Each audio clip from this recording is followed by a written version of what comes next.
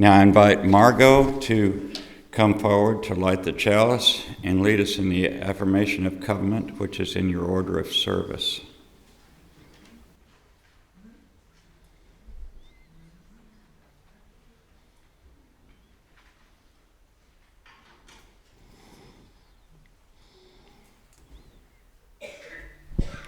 I light the chalice with these words. May the light of this chalice give light and warmth to our community when we are joyful and when we despair. And may we feel the warmth spread from our circle to wider and wider circles until all know they belong to the one circle of life. Please repeat with me our affirmation of covenant, saying, Love is the doctrine of this church. The quest for truth is its sacrament, and service is its prayer. To dwell together in peace, to seek knowledge and freedom, to serve humankind in fellowship, to the end that all souls shall grow into harmony with the divine. Thus do we covenant with each other. Our bodies of water are as drops in the ocean of the worldwide human community. Conflict ripples in from the world to more and more local seas and estuaries, coves and harbors, or sometimes blows in like a storm. And we feel it. When conflict ripples in, it helps when we don't splash about. How can we be the reefs or stones or sandbars that smooth or stop the ripples?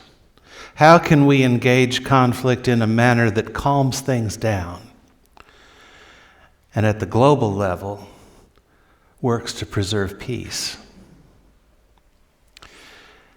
There's a church consultant named Speed Lees who specializes in examining how people engage conflict.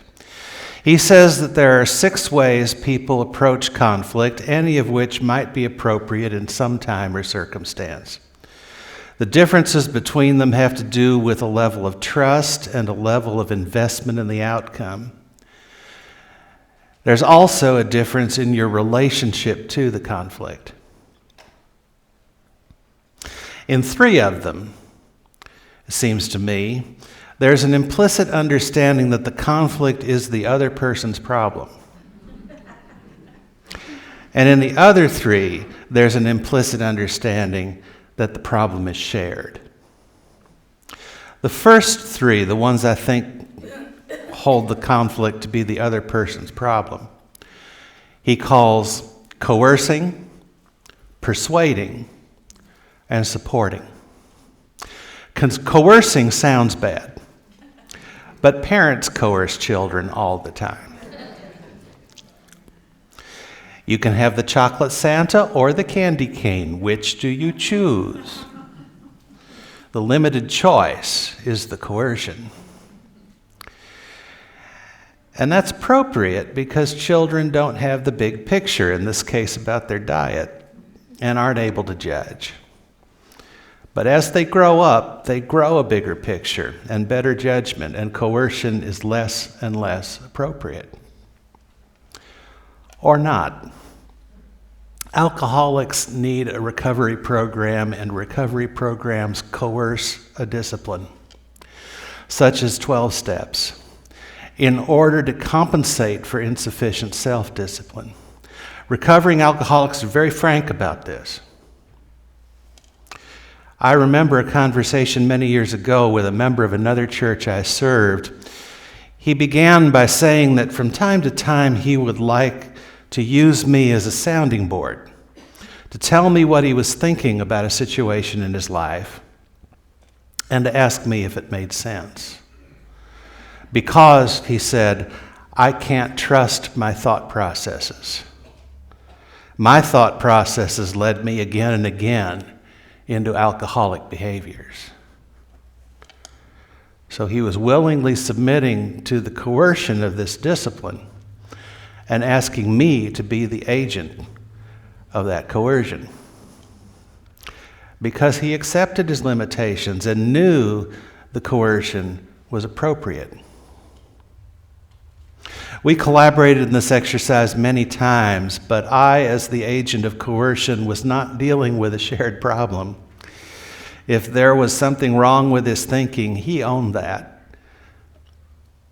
was his problem. My job in such cases was to say no for him. Now, persuasion and support are similar in that way. We all know that advertising tries to point out our problems, at least the ones the advertised product or service purports to solve. The conflict is they want our money, and so do we. The persuader's point of view is that the conflict is your problem. Hey, money won't make you happy, but this thing I'm selling you will. The problem under discussion is not shared, it's your problem. Bad breath, the heartbreak of psoriasis, whatever. Persuasion is less directive than coercion, but it still aims to manipulate you. Now, support, that of a friend, for example, or of a minister or a therapist, is also a strategy for a problem that is not shared. You talk to your friend or minister or therapist about your problems, not some problem that you and the person share. But in this case, you've taken the initiative. If it's really support and not persuasion, you're not being manipulated, but given a space of listening in which to work out your problem for yourself. Whether it's more appropriate to talk with a friend or with a professional is a question of how much heavy lifting it's fair to ask of your support person. Now, Speedley's other 3 ways to manage conflict are called avoid, negotiate, and collaborate. These I interpret as having to do with a problem that both or all parties have some stake in. And I just named them in order of increasing trust. Avoid, don't engage the conflict. Negotiate, give and take, establish boundaries and rules jointly. And collaborate, cooperate in a creative resolution of the conflict. Whether it's a shared problem or the other person's problem at the heart of the conflict, none of these 6 approaches is necessarily violent. Indeed, the goal of conflict management is to contain the conflict, to prevent violence. Conflict may be inevitable, but violent conflict is not. Conflict can often be managed nonviolently. My colleague Margaret Kipe has written insightfully on the relationship between conflict and freedom. She said, whenever an idea reigns unchallenged by another point of view, there is no freedom because there is no choice. Thus, conflict is the cost of freedom. If we treasure choice, we may also learn to treasure conflict and discover it may grant us grace and strength and stature. In devotion to the cause of freedom, disagreement may indeed unite us. I like her idea that we may learn to treasure conflict, not our first thought. Not to seek it out or try to create it, but to recognize the blessings in it and to honor it as the cost of freedom. And let me underscore that what Margaret said was that conflict, not violence, is the cost of freedom. If freedom is what we want to establish, then conflict management is a necessity. And perhaps we all ought to learn and practice some skills for it in our own lives. Beedle points out that while each of the 6 approaches to conflict that he identified, coercing, persuading, supporting, avoiding, negotiating, collaborating, each is appropriate in some setting, we tend to favor 1 or 2 of them as a personal style, regardless of the situation. I'm sure you can think of people you've met whose response to conflict was comically or perhaps exasperatingly consistent. Always coercing even when giving someone space to think would be more helpful. Or always avoiding even when a short and easy conversation would clear it all up. Or always persuading whether you want them to or not. Or always negotiating terms and rules and compromises when a little perspective or a little forgiveness is really what's needed. Or always seeking creative collaboration with folks who just aren't interested. Or always supporting you through deep listening, though a fire extinguisher might be more helpful. To some degree, each of us has 1 or 2 approaches that we favor or are really good at. We have an opportunity when we encounter conflict to develop our gifts and our discernment and to appreciate the gifts of others. But here's the challenge when we try to discern and develop our gifts and appreciate others' gifts for conflict management. Conflict can exist at different levels of intensity. It might have a low intensity, as when there is a problem to solve, and the people working on it have conflicting goals or needs or points of view. They may get along fine and sort out their differences in a fruitful and collaborative way, but they discover that there is conflict inherent in the problem. Let's call that level 1 conflict. A little bit higher level of intensity, level 2, let's call it. The conflict turns into from a problem to solve into a disagreement, where the only solution may be to agree to disagree. At this level, though it may still be possible to solve the problem, folks fear that it can't be solved. They sense risk and grow cautious. They try to protect themselves by speaking less of specifics and more in general terms. What exactly is the problem here? That starts to happen. At higher intensity, level 3, the disagreement can become a contest. Folks take sides and start to buy into win-lose ways of thinking. They may distort information as their feelings seem more important to them than facts. They may engage in personal attacks. At still higher intensity, level 4, the contest can become a crusade. Winning no longer ends the conflict. Opponents become enemies. One's own side is principled while the other is immoral. Folks go from win-lose thinking to fight or flight behavior. Can you think of any example, maybe in the Capitol building in Washington, that resembles that scenario? A lot of that going on. At the highest intensity, level 5, the crusade becomes a war. Not only must the enemy be banished, but the rest of the world must be forewarned about them. Ultimately, the enemy must be destroyed. That's the mindset of level 5. And back of all these levels of conflict are goals. If we have shared goals, we may still find problems to solve. We may still find things we have to agree to disagree about. We can agree on the goals, but not the means, for example. And we may choose to resolve a conflict through a friendly contest, where the stakes are low enough that we're comfortable with that method.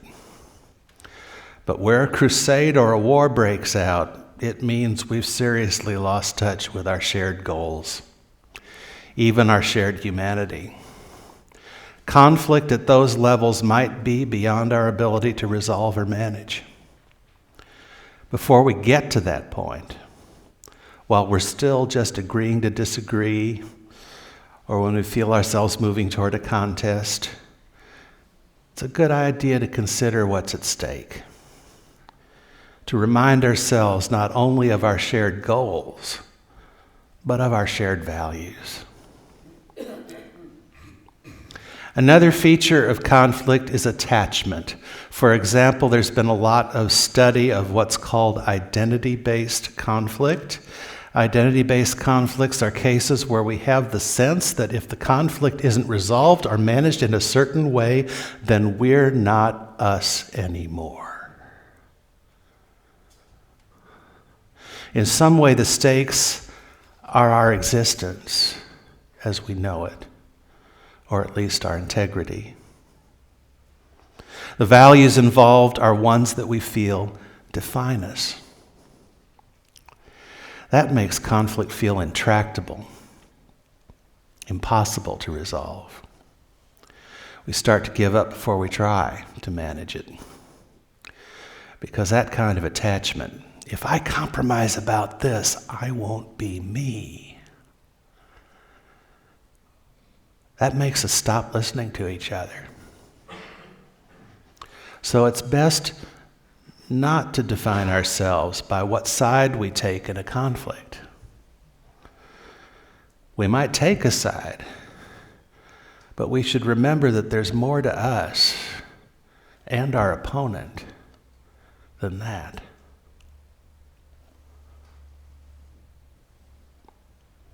Of course, the bigger the group, the harder it is to navigate conflict. The more people conflict affects, the more we rely on leadership to management.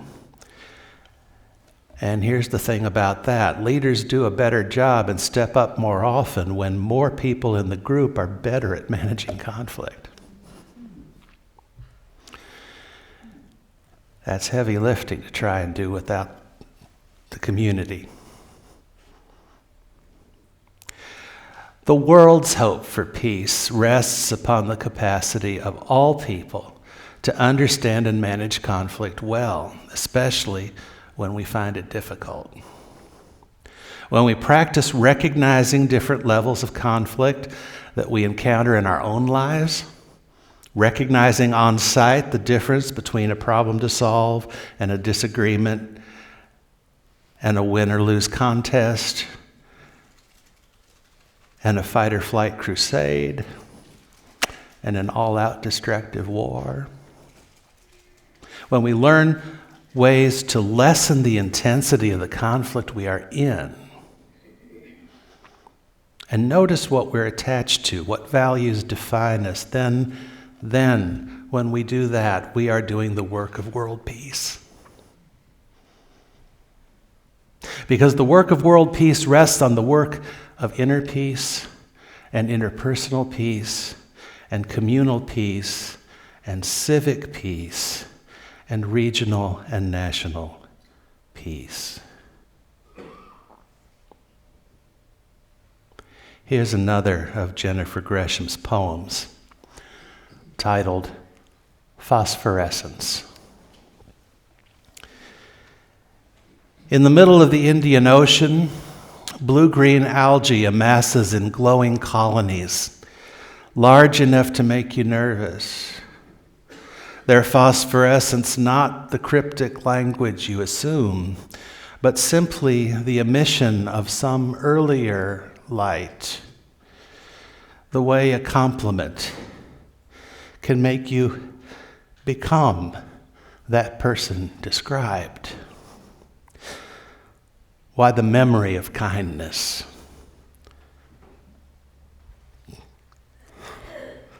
can find us in the dark.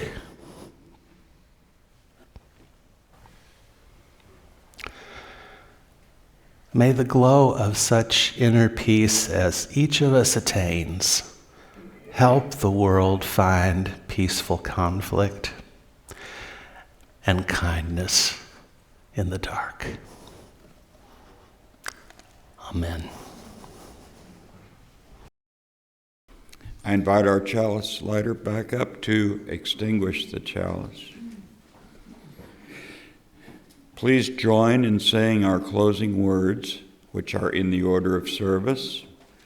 Go out into the world in peace. Have courage. Hold on to what is good. Return to no person evil for evil. Strengthen the faint-hearted. Support the weak. Help the suffering. Honor all beings. And may inner peace help us through conflict.